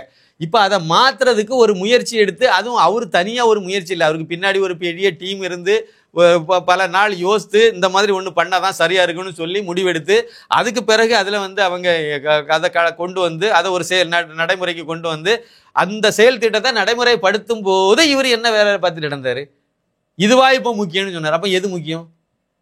இல்லை, எது முக்கியம்? நீங்கள் யோசனை நடத்துகிற இடத்துல நீங்களே போய் யோசனையே சொல்ல முடியும். நீங்களே தனியாக சந்திக்கணும்னா எங்கே சந்திக்கணுமோ போய் பார்த்து பேசி இந்த மாதிரி நீங்கள் இதை பண்ணுறதை விட இதை பண்ணுங்கன்னு சொன்னால், அப்போ அது ஏன் இதை பண்ண வேண்டிய தேவைங்கிறத அவர் சொல்லியிருப்பார். கரெக்டாக? அப்போ சொல்லியிருந்தாருன்னா உங்களுக்கு அது புரிஞ்சிருக்கும். நீங்கள் பெரிய ஆகச்சிறந்த அறிவாளியே நான் தான் அப்படின்னு நினச்சிவிட்டு, மிகப்பெரிய ஆளே நான் தான் நினச்சிக்கிட்டு, நான் தான் எல்லாத்துக்கும் அட்வைஸ் பண்ணுவேன், ஆனால் யாரும் எனக்கு அட்வைஸ் பண்ண விட நான் யோசிக்க மாட்டேன், நான் நினைக்கிறதெல்லாம் சரிதான் அப்படிங்கிற மாதிரி நினச்சிட்டு இருந்தீங்கன்னா அதுக்கு என்ன செய்ய முடியும்? இப்படியே நினச்சிட்டு இருந்தீங்க. அது நான் வந்து இவரை பற்றி பேசுகிறதுக்கெல்லாம் நான் வரலவே இல்லை சார். மாரிதாஸை பற்றியோ இல்லைன்னா இன்னொரு நபரை பற்றியோ யாரை பற்றியும் எப்பவுமே பேசுறதுக்கு நான் வந்து விருப்பப்படவும் மாட்டேன். அது தப்புன்னு நினைப்பேன். ஆனால் எந்த இடத்துல நான் இவங்களெல்லாம் விமர்சனம் பண்ணிட்டு இருக்கேன்னு நீங்கள் பார்த்துட்டே வாங்க. அண்ணாமலைக்கு எதிராக யாரெல்லாம் வந்தாங்களோ அத்தனை பேரையும் நான் வந்து அவங்களுடைய இன்னொரு பக்கத்தை நான் சொல்லிகிட்டே வந்திருப்பேன். எனக்கு தெரிஞ்ச பக்கத்தை சொல்லிகிட்டே வந்திருப்பேன். அது வந்து யாராக இருந்தாலும் சரி தான். அது மாரிதாஸா இல்லை ஒரு ஆள். இப்பவும் கூட ஒரு வாரத்துக்கு முன்னாடியே இதை பழையபடியே நான் வந்து இதெல்லாம் பேசணும்னு நான் நினச்சேன். ஏன் நான் வந்து என்ன வேண்டாம், எதோ இந்த ஆள் வந்து அதாவது விரக்தியின் விளிம்பில் நின்று புலம்பிட்டு கிடக்கிறான் அந்த ஆள், அதை போய் திருப்பி எதுக்கு போட்டு பேசிட்டு கிடக்குன்னு சொல்லிட்டு தான் சரி என்னத்தையும் பொழிஞ்சு போட்டுன்னு சொல்லிட்டு பேசாமல் இருந்தேன். இருந்தாலும் இப்போ எனக்கு அது ஏற்றுக்க முடியலை. அதாவது இந்த இடத்துல நான் வந்து ஒரு சின்ன விஷயம் சொல்கிறேன் சார். நாங்கள் ஊரில் பல தடவை சொன்ன விஷயம் தான். நான் ஊரில் இருந்தபோது விவேகானந்தா இளைஞர் இயக்கம்னு ஒரு இயக்கம் வச்சுருந்தோம். அந்த இயக்கத்தில் சில வருஷங்கள் நானும் அதுக்கு தலைவராகவும் இருந்தேன் ஆரம்பத்தில். அப்படி நாங்கள் இருக்கும்போது ஊரில் கள்ளச்சாராயம் 3 சாராய வியாபாரிகள் கள்ளச்சாராய வியாபாரிகள் இருந்தாங்க. அவங்கெல்லாம் ஒழித்தோம். நாங்கள் தான் ஒழித்தோம். நான் ஒழிச்சேன்னு சொல்கிறத விட எல்லோரும் சேர்ந்து நாங்கள் இதெல்லாம் பண்ணோம். ஊரும் நல்ல ஒத்துழைப்போடு இதெல்லாம் பண்ணோம். இந்த மாதிரியெல்லாம் பண்ணிகிட்டு இருக்கும்போது ஒரு நாள் எங்கள் அப்பா நான் இந்த உலகத்தில் பிறப்பதற்கு காரணமாக இருந்த எங்கள் அப்பா வராரு. அங்கேருந்து நைட்டு தண்ணியை போட்டுக்கிட்டு நல்லா குடிச்சிக்கிட்டு எங்கேயோ போய் குடிச்சிட்டு எங்கள் ஊர் ஜங்ஷனில் பயங்கர ரகளை பண்ணிகிட்டு இருக்கார். வரவன் போகிறெல்லாம் ஏசி திட்டிட்டு கிடக்காரு. இப்போ என்கிட்ட சொல்கிறாங்க, உங்கள் அப்பாவே என்னமா ஊரில் யாரும் சாராயம் விற்கக்கூடாது, அரிஷ்டம் விற்கக்கூடாது, அது விற்கக்கூடாது, எல்லாம் தடை போட்டு எல்லாத்தையும் ஒழிச்சு வச்சுருக்கோம், ஒழிச்சு கட்டியிருக்கோம். ஆனால் உங்கள் அப்பாவே குடிச்சிட்டு இப்படி ஊரில் மையப்பகுதியில் ஜங்ஷன், அது ஒரு முச்சந்தியது 3 ரோடுகள் சந்திக்கக்கூடிய இடம், அதில் நின்றுட்டு அவர் இந்த மாதிரி குடிச்சிக்கிட்டு பயங்கரமாக ரகலை பண்ணிகிட்டு இருக்காரு. என்ன பண்ண போகிறாருன்னு கேட்டாங்க. நேராக அவரை தூக்கிட்டு போய் ஒரு மின் கம்பம் இருக்குல்ல, ஒரு முடி கயிறு வாங்கலை அப்படின்னு வாங்கிட்டு வந்தாங்க. நேரம் கொண்டு கட்டி வைக்க போயிட்டோம். கட்டி சாத்திட்டம் கொண்டு போய் போஸ்ட்டில் கொண்டு போய் சாத்திட்டு சுற்றிட்டோம் கயிறை. அப்புறம் எம்ஆர்னு சொல்லி ஒரு நாராயணன் அவங்க பேர், பெரிய ஆள், எங்கள் அப்பாவுடைய வயசில் உள்ளவங்க. அவரு காது பக்கத்தில் சொன்னார், சரி இந்த ஒரு தடவை உடுங்கடே போட்டுடே அப்படின்னாரு. அதை இன்னும் 1-2 பெரியவங்களும் அதை அப்படியே ஆமோதிச்சாங்க. சரின்னு சொல்லி அதில் விட்டோம். தப்புன்னா அப்பா செய்தாலும் தப்பு தான் சார். யார் தப்பு செய்தாலும் தப்பு தான். ஆனால் எங்கள் அப்பா அப்படி செய்கிறாருங்கிறனால நான் சாராயத்தை ஒழிச்சேங்கிறத எப்படி நீங்கள் கொச்சைப்படுத்துவீங்க? சாராயத்தை ஒழிக்கக்கூடியதில் நாங்கள் இதெல்லாம் பண்ணணும் பண்ணிட்டு இருக்கோம் அப்படிங்கிறத எங்கள் அப்பா ஒருத்தர் குடிச்சாருங்கிறதுனால அவர் நான் சொல்லியா குடிச்சிட்டு இருந்தார். நான் சொல்லி தான் அவர் குடிச்சாருன்னு சொன்னால் நீங்கள் ஏற்றுக்க முடியுமா? அதை யாராவது எந்த மடப்பயிலாவது ஏற்றுக்குவானா? மாரிதாஸ் மாதிரி முட்டா பயிலோ ஏற்றுக்குவோம். கரெக்டா? உங்களுக்கு நோக்கம் என்னவா இருக்குது? ஏதாவது ஒரு இதில் கொண்டு வரணும்னு நினைக்கிறீங்க. இதுக்கு முன்னாடி ஒரு பாயிண்டை சொல்லிட்டு இந்த பாயிண்ட்டுக்கு வரேன். என்ன அப்படின்னா, இவர் எண் மக்கள் யாத்திரையில் நான் விட்டேன். எண் மக்கள் யாத்திரையில் போகும்போது கிராமமும் அந்த மனிதரை கொண்டு போய் சொன்ன பிறகு தான், அண்ணாமலை அவர்கள் கொண்டு போய் சேர்த்த பிறகு தான் மோடிக்கு மேலே உள்ள நெகட்டிவான பிம்பம் உடஞ்சது மக்கள் மத்தியில். ஓரளவுக்கு தான், இன்னும் 100% உடஞ்சிட்டுன்னு சொல்ல முடியாது, மாறிட்டுன்னு சொல்ல முடியாது. ஆனால் ஒரு 70%க்கு மேலே அதை மாற்றிருக்காரு. அப்போ அதுக்கு இந்த எண் மக்கள் யாத்திரை தானே போய் கொண்டு சேர்த்துருந்து. அதே மாதிரி பாஜக இல்லாத இடங்கள்லாம் ஊர்களெல்லாம் பாஜகவை கொண்டு போய் சேர்த்துருக்காருல. அப்போ நீங்கள் அண்ணாமலைக்கு ஒரு சல்யூட் அடிப்பீங்களா? கிண்டல் பண்ணிட்டு அடிப்பீங்களா? ஃபோட்டோ ஷூட் நடத்துகிறாங்க, அது ட்ரோன் வச்சு என்ன அது தேவை சார்? அதெல்லாம் எடுத்து தானே நீங்கள் வெளியே காணிக்கணும். யாரு கூட அரசியல் பண்ணிட்டு இருக்கீங்க? சக்கட அரசியல் பண்ணக்கூடிய திமுக கூட நீங்கள் எதிர்த்து நின்று அரசியல் பண்ணிட்டு இருக்கீங்க. நாங்கள் காமராஜர் மாதிரி அரசியல் பண்ணிட்டு இருப்போம்னா காமராஜரே ஓரம் கட்டி வச்சுட்டாங்க. அப்புறம் அண்ணாமலை மட்டும் ஏமாத்துறோம். இது அண்ணாமலை படித்தவர், அதெல்லாம் தெரிஞ்சுக்கிட்டு அவருக்கு அரசியல் அவர் பண்ணுறாரு. உங்களுக்கு அதில் என்ன பிரச்சனை? அதை சொல்லுங்க. உங்களால் ஏதாவது அதுக்கு உறுதுணையாக இருக்குன்னா இருங்க, இல்லைன்னா ஒழிஞ்சு போக வேண்டியதானே.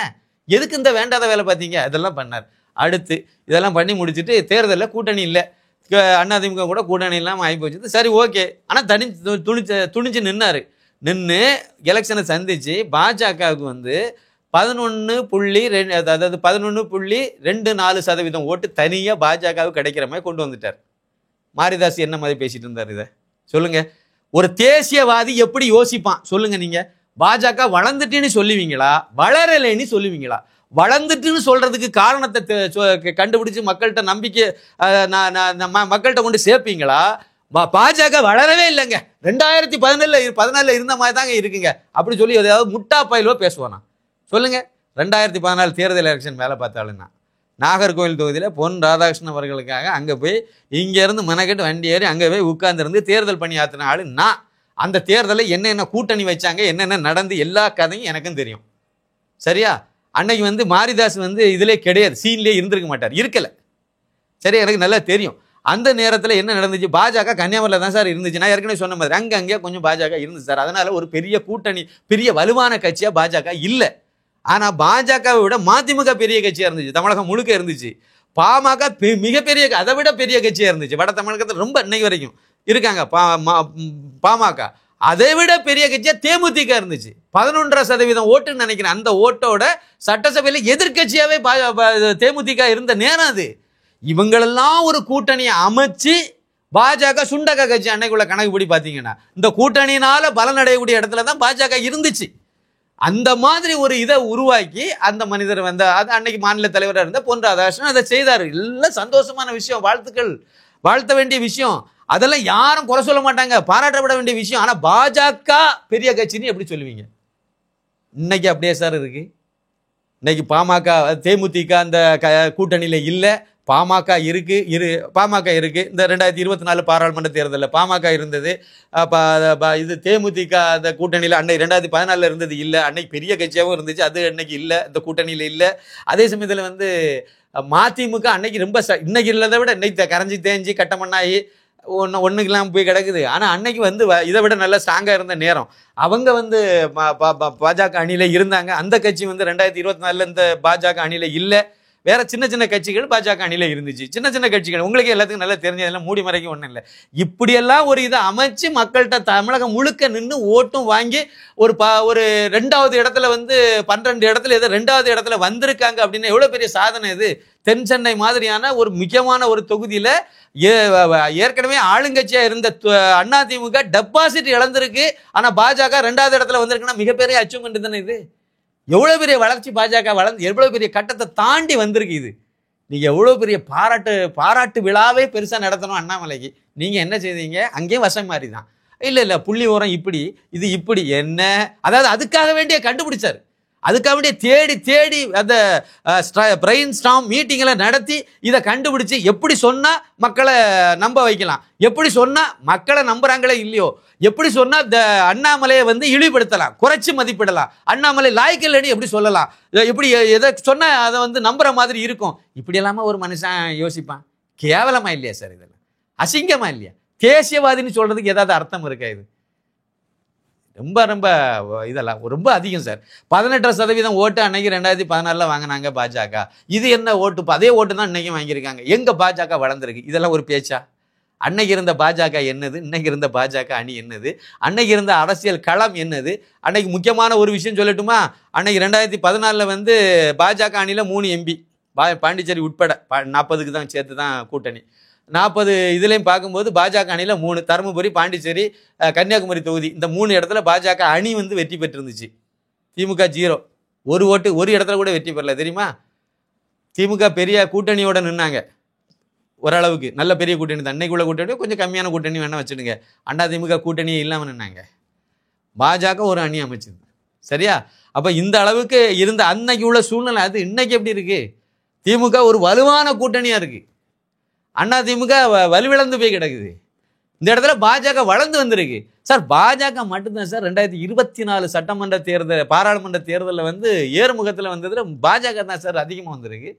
2021 சட்டமன்ற தேர்தலில் இருந்து பாஜக 2024 பாராளுமன்ற தேர்தலில் வரும்போது ஓட்டு எவ்வளவு கூடி இருக்குன்னு பாருங்க. 11.24% கிட்டத்தட்ட 9% தாண்டி கிராஸ் பண்ணி வந்திருக்கு சார்.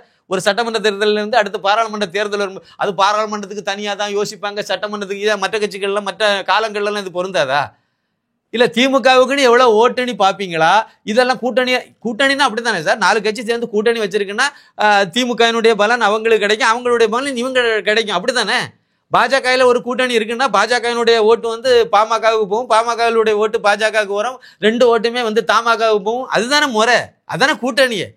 கடைசியில் நம்ம கால்குலேட் பண்ணும்போது என்ன பண்ணுவோம்? பாஜகவுக்குன்னு எடுக்கும்போது எவ்வளோ வந்துச்சு, அந்த ரெட்டையில் அந்த சிம்பலில் தாமரை சின்னத்தில் நின்னவங்க யார் அதில் விருப்பப்பட்டு நிற்கிறாங்கன்னா அது அவங்க கணக்குப்படி, தேசிய கணக்குப்படி, நம்ம அதிகாரப்பூர்வமான கணக்குப்படி அது வந்து பாஜக கணக்கில் தானே வரும். அது வந்து இவர் வந்து பாஜக சிம்பல் அங்கே நின்னார், அதனால் அவர் ரிஜெக்ட், அந்த இதை கழிச்சிடணும். இது வந்து என்ன நோக்கம் என்னது?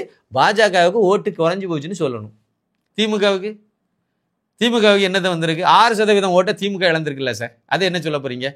அதிமுக 2021 இருந்து 2024 வரும்போது 9% மேலே ஓட்டு, 10% ஓட்டை இழந்து போய் கிடக்கல. அதுக்கு என்ன சொல்ல போறீங்க? பாஜக மட்டும்தானே மேலே ஏறி இருக்கு, அதையும் உங்களால் ஏற்றுக்க முடியல. வன்மம், பொறாமையினுடைய உச்சகட்டம் இது. இப்படியெல்லாம் பண்ணிக்கிட்டு நான் யோக்கியன், நான் ரொம்ப பரம யோக்கியன், நான் வந்து இவர் யார்ட்டையும் காசு வாங்கினார்னு நான் சொல்லலை சார், அது எனக்கு தெரியாது. அவர் வாங்கினார்னு நான் சொல்லலை, தேசியத்துக்காக வேண்டிய ஒரு பாடுபடலைன்னு நான் சொல்லலை. அதனால தான் தங்க ஊசிங்கிற வார்த்தையை நான் இவருக்கு ஏற்கனவே பயன்படுத்தியிருக்கேன், அதே வார்த்தையை திருப்பியும் பயன்படுத்துகிறேன். தங்க ஊசி மாறிதா சந்தேகமே கிடையாது. ஆனால் அதை எடுத்து கண்ணில் குத்திக்க முடியுமா? அதான் என்னுடைய கேள்வி. இன்னும் இதுன்னு சொல்லலாம். 8 வருஷமாக வந்து நான் இதுக்கு முன்னாடி உள்ள ஒரு சந்தர்ப்பத்தில் இதை வார்த்தையை பயன்படுத்தியிருப்பார். நான் 8 ஆண்டு காலமாக 8 வருஷமாக நான் வந்து இருக்கேன் அப்படின்னா என்ன சொல்ல வர்றாருன்னா, நான் வந்து ரொம்ப முன்னாடியே இருக்கேன். அண்ணாமலை இன்னைக்கு வந்தவனுக்கு வந்து கொண்டு போய் நீங்கள் மாநில தலைவர் ஆகியிருக்கீங்கிற ஒரு ஆதங்கத்தை அவர் வெளிப்படுத்துறாரு. கரெக்டா? ஒரு ஆதங்கத்தை அவர் வெளிப்படுத்துறார். நான் ஒரு கேள்வி கேட்குறேன், மாரிதாஸ் அவர்களே, நீங்கள் வந்து 8 வருஷமாக நீங்கள் வந்து தேசியவாதியாக இருந்து எல்லாம் பண்ணிட்டு இருந்தீங்க. பாஜக தான் வரணும்னு சொன்னீங்க. மோடி தான் வந்து 25 ஆண்டு காலத்துக்கு மோடியே 25 வருஷத்துக்கு பிரதமராக இருக்க மாட்டார். அது எல்லாத்துக்குமே தெரியும். அவர் அதிகபட்சம் போனால் இன்னும் இந்த தடவையோட முடியும். இல்லைன்னா இன்னொரு தடவை இருக்க வாய்ப்பு இருக்கலாம். அது இருக்குமா இல்லையானு எனக்கே தெரியாது. என்னுடைய அனுமானம் அது. வயசுன்னு ஒன்று இருக்குல்ல, எல்லாமே இருக்குல்ல. அதனால் வந்து பாஜக கட்சியும் வந்து மாற்றிக்கிட்டே இருக்கக்கூடிய இதில் நிலைப்பாட்டில் உள்ளது. அதனால் அவர் 25 வருஷம் அவர் இருக்க மாட்டார். பாஜக ஆட்சி 25 வருஷம் இருக்குன்னு சொல்லுங்கள், அதை நம்ம ஏற்றுக்கலாம். அது வந்து அதுக்கு நிறைய இருக்குது. யோகி வருவார், அண்ணாமலையே கூட பிரதமராக வருவார், அதுக்கெல்லாம் வாய்ப்பு இருக்குது. அதனால் வந்து அது அடுத்த கிராஃப். இப்போ நான் வந்து ஒரு கேள்வி கேட்குறேன். நீங்கள் வந்து 8 வருஷமாக நான் இதை தான் பண்ணிட்டு இருந்தேன், இதெல்லாம் செய்தேன் எல்லாம் சொல்கிறீங்க, ரைட்டு. திடீர்னு ரஜினி வந்து கட்சி ஆரம்பிக்க போகிறாருன்னு சொன்னோன்னா எல்லாம் தூக்கி தூர விட்டுட்டு ஓடி போனீங்களே, இதுக்கு என்ன தேசியவாதி நீங்கள்? என்ன தேசியவாதி சார் நீங்கள் தானே சார் ஓடி போனீங்க. நேராக ரஜினி பக்கத்தில் போய் நிற்கல, அவர் கட்சி ஆரம்பிக்க போகிறாருன்னு சொன்னோன்னே ஓடி போகலாம். எந்த பக்கம் எதுக்கு ஓடி போனீங்க? அதில் என்ன தேசியத்தன்மை இருக்குது? பாஜக தான் வரணும்னு சொன்னீங்க, பாஜகவில் தானே சார் நீங்கள் நிற்கணும். நான் வந்து எந்த கட்சிக்காகவும் நான் இது பண்ணலை. நான் வந்து பாஜக நல்லா இருக்கணும், தேசியத்துக்கு இது பண்ண அது பண்ண எல்லாம் சொல்லிட்டு கிடைச்சல. 2024 பாராளுமன்ற தேர்தலில் நான் கூட வீடியோ போட்டிருக்கேன். 2024 பாராளுமன்ற தேர்தலில் வந்து நீங்கள் என்ன வேலை பார்த்துட்டு இருந்தீங்க? எடப்பாடியை தூக்கி வச்சு நீங்கள் விளம்பரப்படுத்திட்டு இருக்கீங்க. நீங்கள் காசு கொடுத்து, காசுக்கான விளம்பரம் அது. நீங்கள் வந்து ஒரு செய்தியாக ஒரு இடத்துல சொன்னீங்கன்னா அது செய்தி நியூஸ்ன்னுட்டு எடுத்துக்கலாம். நம்ம அதை ஒரு விமர்சனம் அவ்வளோதான் அப்படின்னு எடுத்துகிட்டு போயிடலாம். நீங்கள் அவருக்கு ஓட்டு போடுங்கன்னு சொல்லி நீங்கள் வந்து ஷார்ட்ஸில் அத்தனையிலையும் வந்து எடப்பாடிக்கு பழனிசாமி அவர்கள் கொடுத்த அந்த ரெட்டை இலை சிம்பலோட சேர்ந்த அந்த எடப்பாடி படத்தோட உள்ள ஷார்ட்ஸ் இதை கொண்டு போய் நீங்கள் உங்கள் விளம்பரத்தில் வச்சிங்களா இல்லையா? உங்கள் ஷார்ட்ஸில் விளம்பரத்தை வச்சிங்களா இல்லையா? யூடியூப் விளம்பரம் கிடையாது, நேரடியாக காசுக்கு போட்ட விளம்பரம் அது. பிறகு ஊரில் எல்லாரும் முட்டா பயலும் நினச்சிட்டு இருக்க கூடாது. இல்லை, தப்பு சார். இதெல்லாம் ரொம்ப ரொம்ப தப்பு. அண்ணாமலைக்கு மேலே வன்மம். அதனால அண்ணாமலைக்கு நான் வந்து காளையார் கோயில் இருக்குது பார்த்தீங்களா, அங்கே வந்து ஒரு 1.5 வருஷத்துக்கு மேலே இருக்கும். ஒரு சந்தர்ப்பம், ஒரு சின்ன வேலையாக அங்கே போயிருந்தேன். அங்கே மணிவேலி ஒரு ஐயா இருக்கார், அவரை போய் பார்த்துட்டு அங்கே சில வேலைகளெல்லாம் முடிச்சுட்டு வந்தேன். ஒரு நாள் அங்கே தங்கி ஒரு நாள் வேலை பயணம் அது. அப்போ அங்கே திருப்பூர் அங்கெல்லாம் நிறைய இடங்களுக்கெல்லாம் போயிட்டு வந்தோம். அந்த சமயத்தில் வந்து நாங்கள் போயிட்டு இருக்கும்போது திடீர்னு அந்த மணிவேல் ஐயா என்கிட்ட ஒரு விஷயத்த சொன்னார். இந்த இருக்குது பார்த்தீங்களா, இந்த கோரி வந்து அண்ணாமலைக்கு அக்காவுக்கு கணவருக்கு கோரி தான் அப்படின்னாரு.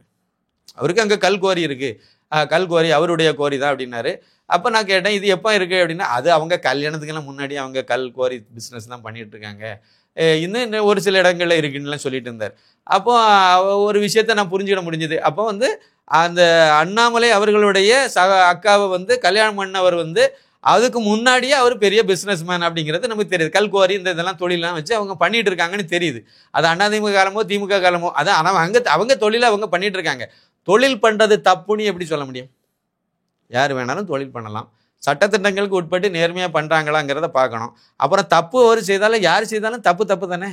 ஐடி ரைடு நடந்துங்க, இல்லை இடி ரைடு நடக்குன்னா தப்பு செய்தால் பண்ண தான் செய்வாங்க. எங்கள் அப்பா தப்பு செய்தனோன்னு தப்புன்னு நான் வந்து எங்கள் அப்பா செய்தனாலும் அது சரின்னு நான் சொன்னால் தான் தப்பு. எங்கள் அப்பா தப்பு செய்தார், தப்பு தான் அப்படின்னு சொல்லும்போது நான் வந்து எனக்கு அதில் என்ன பங்கு வரப்போகுது?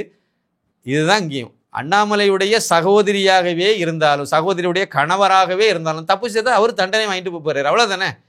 தப்பு செய்தால் அவர் தப்பு தான். அது தப்பு செய்தாரா இல்லைன்னு நமக்கு தெரியாது. நீங்கள் சொல்கிறீங்க இவருக்கு பினாமின்னு வேற சொல்கிறீங்க. அண்ணாமலை பினாமின்னா அண்ணாமலை எங்கே போய் என்னத்தை கொள்ளையடிச்சிட்டு வந்து வச்சிருக்காரு சொல்லுங்கள். அண்ணாமலை ஒரு தேசிய பாஜகனுடைய மாநில தலைவராக இருக்கார், அவ்வளோதானே. இவருக்கு எங்கேருந்து பணம் வந்துங்கிறதையும் சொல்லுங்கள். நீங்கள் அண்ணாமலை கொண்டு போய் இன்னொருத்தருக்கு பினாமியை வச்சு பண்ணுறாரு, ரைட்டு. இவருக்கு வருமானம் வரணும்ல. ஒரு அமைச்சராக இருக்கார், அதனால் இவருக்கு நிறைய இடத்துல டீல் பேசிட்டாரு, கமிஷன் வாங்கிட்டாரு. அந்த கமிஷன் பணத்தை இங்கே கொண்டு போய் பினாமி மூலமாக இங்கே வந்து இன்வெஸ்ட் பண்ணியிருக்காருன்னு சொல்லுங்கள், லாஜிக் இருக்குது. அண்ணாமலைக்கு இப்போ எந்த அடிப்படையில் எங்கேருந்து காசு வருது அதை சொல்லுங்கள். அந்த வழியும் சொல்லணும்னா நீங்கள் தானே இன்வெஸ்டிகேட்டிவ் ஜேர்னலிஸ்ட்டு, நீங்கள் தானே இதை சொல்கிறீங்க, அதையும் சொல்லுங்கள். நீங்கள் அண்ணாமலைக்கு அத்தான் வந்து அவருக்கு, ஆமாம் அத்தான் நம்ம பசையில் அத்தான் அவர் வந்து வச்சிருக்கக்கூடிய கல்கோரியை அவருக்கு தொழிலில் வந்து இவ்வளவு இன்வெஸ்ட் பண்ணியிருக்காங்க. அது வந்து அண்ணாமலை தான் அவருடைய கருப்பு பணத்தை வெள்ளையாக்குறதுக்கு அவங்க பயன்படுத்தியிருக்காரு. அதனால வந்து இதில் அண்ணாமலை இருக்காருன்னு நீங்கள் சொல்கிறீங்க. அண்ணாமலைக்கு எங்கேருந்து பணம் வந்துங்கன்னு அதையும் சேர்த்து சொல்லுங்கள். அண்ணாமலை அவர் வந்து ஒரு மனிதர், அவருடைய அக்கா வந்து கல்யாணம் பண்ணியிருக்கிறது இன்னொருத்தர். அந்த இன்னொருத்தரை வந்து இவர் எப்படி கட்டுப்படுத்த முடியும்? இவன் எல்லாமே இந்த கொத்தடிமையாக இருக்கும் போயிருப்பாங்க. அது எப்படிங்க லாஜிக் இருக்க முடியும்? அவங்க ஒரு தொழில் பண்ணுறாங்க, நான் வந்து இவர் அரசியலுக்கு வந்ததுனால நீங்கள் அந்த தொழிலை பண்ணாதுங்க இந்த தொழிலை பண்ணுங்கன்னு சொல்ல முடியுமா? சாராயம் காய்ச்சிங்கன்னா தப்புன்னு சொல்லலாம், கள்ளச்சாராயம் காய்க்காதுங்க அது சரி கிடையாதுன்னு சொல்லலாம். நேர்மையாக சட்டத்துக்கு உட்பட்டு ஒரு தொழிலை கல்குவாரி நடத்திட்டு இருக்காருன்னா கல்குவாரி தொழிலை வந்து நடத்தக்கூடாதுன்னு எப்படி சொல்லுவீங்க? இவர் அப்படி சொல்றாரா? இல்லைன்னா நீங்கள் யார் யாரு கூட வந்து பார்ட்னர் வச்சு அதுக்கு முன்னாடி இருந்து என்ன யாரு கூட பார்ட்னர்லாம் வச்சிருக்கீங்களோ அதெல்லாம் எனக்கு பிடிக்காத பார்ட்னர், இல்லை எங்கள் கட்சிக்கு சம்மந்தம் இல்லாத பார்ட்னர். அதனால் நீங்கள் சார் ஒரே வீட்டில் ரெண்டு கட்சியில் 3 கட்சியிலலாம் ஆட்கள் இருக்காங்களா இல்லையா? திமுகவில் அண்ணன், அண்ணா திமுகவில் தம்பி, இதெல்லாம் இருக்காங்களா இல்லையா? பாஜகவில் இன்னைக்கு இருக்கக்கூடியவங்களாம் யாருன்னு நினைக்கிறீங்க? ஒன்று திமுகலேருந்து வந்தவங்க நிறைய இருப்பாங்க, இல்லை அண்ணா திமுகலேருந்து வந்தவங்க நிறைய இருப்பாங்க, காங்கிரஸில் உள்ளவங்க இருப்பாங்க, வயதானவங்க நிறைய பேர் இருக்காங்க, அதே மாதிரி கம்யூனிஸ்டில் உள்ளவங்கலாம் வந்திருக்காங்க. வந்தவங்க எல்லாருமே குடும்பத்தோடு வந்திருப்பாங்க. நீங்கள் நம்புறீங்களா? அப்பா அங்கே வந்திருப்பாரு, மகன் இன்னமும் அங்கே தான் இருப்பாங்க. இல்லைன்னா மகன் இங்கே வந்திருப்பாரு, அப்பா இன்னமும் திமுகன்னு சொல்லி தான் இருப்பார். ஒரே வீட்டில் அப்பா மகனும் 2 கட்சியில இருப்பாங்க, ஒன்று திமுக ஒன்று பாஜக, அப்படி இருக்காங்க. அதனால வந்து அவர் வந்து திமுகவில் இருக்காரு, நீ எதுக்கு பாஜக வந்திருக்க, வெளியே போன்னு சொல்ல முடியுமா? நீங்கள் புரியலை எனக்கு. நோக்கம் தவறானது. அண்ணாமலையை இழிவுபடுத்தணும், அண்ணாமலையை அவமானப்படுத்தணுங்கிறத அப்பட்டமாக வச்சிருக்கேன். 3 மாதம் அண்ணாமலை தமிழகத்தில் இல்லை, பிரச்சனை இல்லை, எந்த சம்பவமும் நடக்கலை. அண்ணாமலைக்கு சேத்தவாரி பூசக்கூடிய எந்த வேலையும் திரு மாரிதாஸ் அவர்கள் பண்ணலை. அண்ணாமலை அங்கேருந்து வந்தார், இங்கே வந்த உடனே இவர் வந்த உடனே ஒரு விஸ்வரூபம் வேறு எடுத்துட்டாரு. எடுத்த உடனே இவர் ஒரு கனவு கண்டிருக்காரு திரு மாரிதாஸ். 3 வருஷம் முடிய போகுது, இனிமேலாவது ஒரு 3 வருஷத்துக்கு நம்மளை தலைவர் ஆக்குவாங்க அப்படிங்கிற மாதிரி ஒரு எதிர்பார்ப்பு இருந்திருக்கு. இருந்து ஏதாவது பண்ணுவாங்கன்னு பார்க்கும்போது பழையபடியும் வந்து திரு அண்ணாமலை ஐபிஎஸ் தான் 3 வருஷம் வைக்க, அது ஏன்னா நான் எப்பவும் சொல்லிட்டு இருக்கேன் இதான் வைப்பாங்க அப்படின்ட்டு. அதனால அவர் பழையபடியும் அவர் தான் வைக்க போகிறாங்க. டெல்லியில் யார் யாரெல்லாமோ பேசி ஒன்றும் நடக்கலை. ஆமாம், யார் யாரெல்லாமே பேசி அண்ணாமலையை மாற்றி வேற யாராவது வைக்கலாம்னு பார்க்கும்போது அதுக்கு சந்தர்ப்பம் மாற்றினா தானே அதுக்கு அடுத்த ஆப்ஷன் என்னன்னு போகலாம். மாற்றவே இல்லையா, அப்புறம் எங்கே நீங்கள் அடுத்த ஆப்ஷனுக்கு போவீங்க? அப்போ அடுத்த ஆப்ஷனுக்கு வந்தால் தானே நீங்கள் வந்து அந்த இடத்துல மாரிதாசையும் வைக்கலாம்னு சொல்லிட்டு யோசிக்க ஒரு சின்ன பரிசீலனைக்கு வாய்ப்பு இருக்குன்னு எடுத்துக்கலாம். வாய்ப்பு இல்லையா? கொந்தளிச்சிட்டார் மனுஷன். விரக்தியின் உச்சத்துக்கு போய் நான் அரசியலை விட்டுவோம். தீவிர அரசியல் என்ன? தீவிர அரசியல் இருந்தீங்க, இங்கே இருந்தீங்க, இங்கேயும் இல்லையே சார். இங்கே ஒரு கட்சியில் உறுப்பினராக கூட கிடையாது பாஜகவில். அந்த சார்பில் நீங்கள் சில தேசியவாதிங்கிற அடிப்படையில் செய்தீங்க. 2024 சட்டமன்ற பாராளுமன்ற தேர்தலில் எடப்பாடி பழனிசாமிக்கு வேண்டி அவருக்கு பிரச்சாரத்தையும் நீங்களே எடுத்து விளம்பரம், காசு அவங்க தந்த காசை வாங்கிட்டு விளம்பரமும் போட்டீங்க. அவங்களுக்கு சார்பாக தானே அப்போ அந்த பிரச்சாரம் அது. அதே சமயத்தில் வந்து மறைமுகமாக பாஜகவுக்கு குழி பறிக்கவும் செய்தீங்க.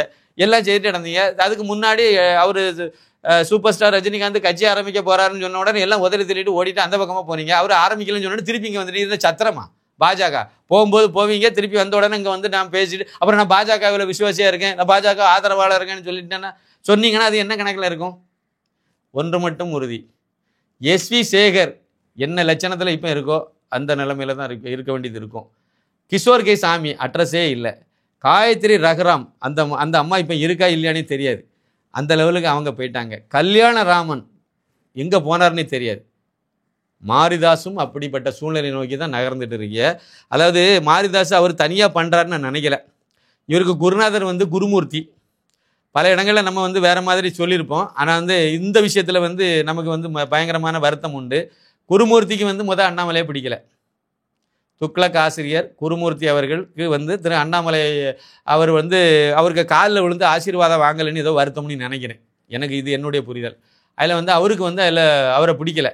அவருக்கு வந்து அதில் விருப்பம். அப்போ ஒரு தனி நபர் உங்களுக்கு பிடிக்கலை அப்படின்னா உடனே நீங்கள் வந்து உங்களுக்கு ஏதோ ஒரு இது இருக்குது அப்படின்னா உடனே நீங்கள் வந்து கண்டமேனிக்கு அவரை மாரிதாஸ் மூலமாக, ஏன்னா சிஷ்ய கொடி இவர் மாரிதாஸ் வந்து குருமூர்த்தியுடைய சிஷ்ய கொடி, உடனே மாரிதாஸ் மூலமாக சேட்டள்ளி பூசிடணும். என்ன ஜேர்னலிசம்னு எனக்கு தெரியல. ராமசாமி இருந்திருந்தால் இப்படி செய்திருப்பாரான்னு ஒரு கணம் நீங்கள் திரு குருமூர்த்தி அவர்களும் இதை கொஞ்சம் யோசிச்சிங்கன்னா நல்லா இருக்கும்னு நான் நினைக்கிறேன். நாட்டுக்கு நல்லது நடக்கணும்னு நினச்சிங்கன்னா நல்லது யார் செய்தாலும் அவங்க ஆதரிங்க, அதுதான் நல்லதாக இருக்கும். இல்லை நான் நல்லதோ கெட்டதோ நான் என்ன நினைக்கிறேனோ அதான் செய்யணும்னு நினச்சிங்கன்னா நீங்கள் காணாமல் போயிடுவீங்க. இதுதான் என்னால் இதை எவ்வளோதான் இதை சொல்ல முடியும். நீங்கள்லாம் பெரிய பெரிய ஆட்கள், நாங்கள்லாம் சும்மா சாமானியர்கள்.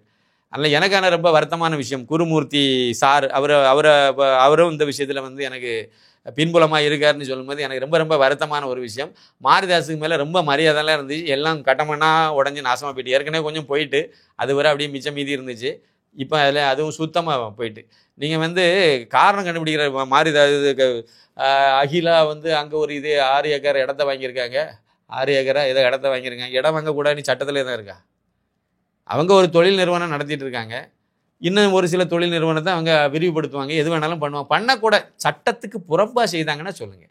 விவசாய நிலத்தை சட்டத்துக்கு புறம்பாக வாங்கியிருக்காங்கன்னா சொல்லுங்கள். தமிழ்நாட்டில் அவ்வளவு இடத்துலையும் விவசாய நிலத்தை தானே எல்லாம் பட்டை போட்டு வித்துட்டு இருக்காங்க. அவங்க ஒருத்தர் மட்டும் நீங்கள் பண்ணக்கூடாதுன்னு சொல்கிறீங்கன்னா இது உள்நோக்கமாக இல்லையா உங்களுக்கு? சார் அதை கூட நீங்கள் சொல்லுங்கள், அவங்ககிட்டே சொல்லுங்கள், நீங்களே இதை பண்ணலாமே. அவங்களுக்கே நீங்கள் ஃபோன் பண்ணி கேட்கலாமே. உங்களுக்கு அந்த சகல இதுவும் இருக்கு. உங்கள் ஹஸ்பண்டு இந்த மாதிரி இருக்காரு, அவரை கொண்டு போய் அண்ணாமலையை கொண்டு போய் அடுத்த முதலமைச்சர் ஆக்குக்கு நாங்கள் பாடுபட்டு இருக்கோம். பாடுபட்டால் நீங்கள் கேட்கலாம். உங்களுக்கு தான் அந்த அருகதே இல்லாமல் போச்சு. நீங்களே வைத்தறிச்சல் பிடிச்ச ஒரு பொறாமக்காரரே இருக்கீங்க, பொறாம பிடிச்ச ஆளாக இருக்கீங்க. உங்கள்கிட்ட போய் நம்ம வேற என்னதான் சொல்ல முடியும்? அதனால் அவர் இப்போ அந்த அம்மா ஏதாவது சட்டத்துக்கு புறம்பா ஏதாவது பண்ணிட்டாங்கன்னு நீங்கள் சொல்லுங்கள். அவங்க மனைவியாக இருந்தாலே அவங்களுக்கு தனி சுதந்திரம் இருக்குன்னு தான் நம்ம சட்டம் சொல்லுது. இருந்தாலும் இது கணவன் மனைவியாக இருக்கனால ஒரு வீட்டில் இருக்காங்க. நீங்கள் இந்த மாதிரி சட்டத்துக்கு புறம்பா பண்ணியிருக்கீங்களே, அங்கே மணல் கோரி திருட்டு மணலை எடுத்து வித்துட்டு இருக்கீங்களேன்னு சொல்லுங்கள். இல்லைனா திருட்டு கல்லை வித்துட்டு இருக்கீங்கன்னு சொல்லுங்கள். ஏதாவது சட்டத்துக்கு புறம்பா நடந்தனா நீங்கள் அதை சுட்டி காணிங்க. அது ஒரு தர்மம் இருக்கும். அதுவும் கூட நீங்கள் தேசியவாதியாக இருக்கும்போது அவர்கிட்ட தனியாக சொன்னால் தான் சரியாக இருக்கும், ஏன்டா கேட்டிங்கன்னா. ஏன்னா அவரை தான் நம்ம ஒரு பெரிய ஐக்கானாக உருவாகிட்டு இருக்கோம். அவரை தான் நம்ம நம்பிக்கை நட்சத்திரமாக வச்சுட்டு இருக்கோம். அவரால் மூலமாக தான் தமிழகத்தில் ஒரு பெரிய மாற்றம் வரும்னு நம்ம எதிர்பார்த்துட்டு இருக்கோம். இந்த நேரத்தில் போய் அவருக்கு சுருக்கமான ஏற்கனவே சொன்னே தான். இவங்க அண்ணா வாலியை எதிர்த்து நின்று யாரும் நின்று சாதிச்சது கிடையாது. திரு மோடியை எதிர்த்து நின்று யாரும் வெற்றி கொண்டது இல்லை. காணாமல் போயிருக்காங்க. அது கட்சிக்கு உள்ளால இருந்து எதிர்த்து நின்றவங்களும் எல்லாருமே காணாமல் போயிருக்காங்க. யாருமே வந்ததில்லை. அவருக்கு கூடவே நின்றவங்க எல்லாம் ஜொலிச்சிட்டு இருக்காங்க. இன்னைக்கு வருங்க ராஜ்நாத் சிங் இருந்து ஆரம்பித்து அந்த பட்டியல் ரொம்ப பெருசாக இருக்கும். அதே மாதிரி தமிழகத்தில் அண்ணாமலை ஏற்று நின்ன யாரும் அவங்க உருப்பட போகிறதில்லை, உருப்பட மாட்டாங்க. அது கட்சிக்கு உள்ளால இருந்தாலும் சரி தான், வெளியே நின்னாலும் சரி தான், யாராக இருந்தாலும் சரி தான். அண்ணாமலைக்கு எதிராக பண்ணிட்டு இருக்காங்க. ஆனால் அவருக்கு எதிராக நிறைய பண்ணுறதான் செய்வாங்கன்னு அவருக்கு ஜாதகமே சொல்லுது. ஆனால் அவரை ஏற்று நிற்கிறவங்க யாருமே வெற்றி கொள்ள முடியாது. காணாமல் அட்ரஸ் இல்லாமல் பேர் வாங்குகிறது தான் நிலவரம். நன்றி, வணக்கம்.